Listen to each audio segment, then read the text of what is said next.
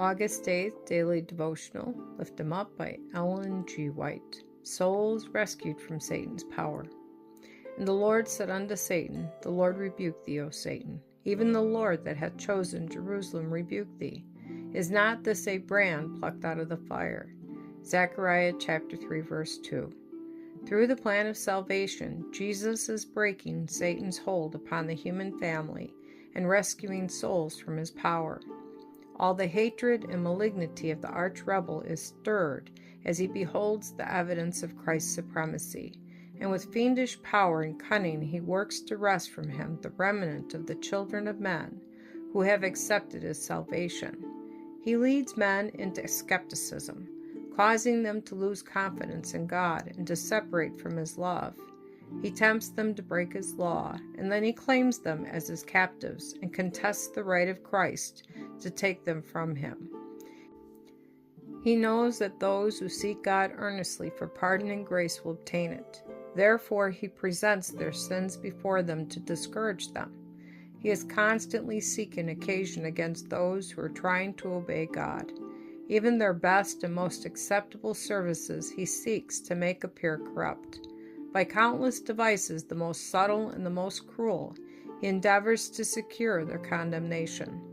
Man cannot meet these charges himself. In his sin-stained garments, confessing his guilt, he stands before God. But Jesus, our advocate, presents an effectual plea in behalf of all who by repentance and faith have committed the keeping of their souls to him. He pleads their cause and vanquishes their accuser by the mighty arguments of Calvary. His perfect obedience to God's law, even unto the death of the cross, has given him all power in heaven and in earth, and he claims of his Father mercy and reconciliation for guilty man. To the accuser of his people he declares, The Lord rebuke thee, O Satan. These are the purchase of my blood, brands plucked from the burning. Those who rely upon him in faith receive the comforting assurance, Behold, I have caused thine iniquity to pass from thee, and I will clothe thee with change of raiment.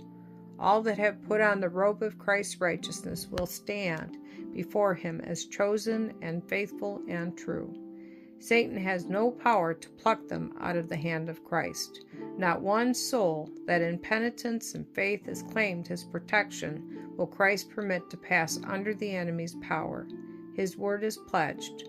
Let him take hold of my strength, that he may make peace with me, and he shall make peace with me. The promise given to Joshua is made to all. If thou wilt keep my charge, I will give thee places to walk among these that stand by. Angels of God will walk on either side of them, even in this world, and they will stand at last among the angels that surround the throne of God. We cannot answer the charges of Satan against us. Christ alone can make an effectual plea in our behalf.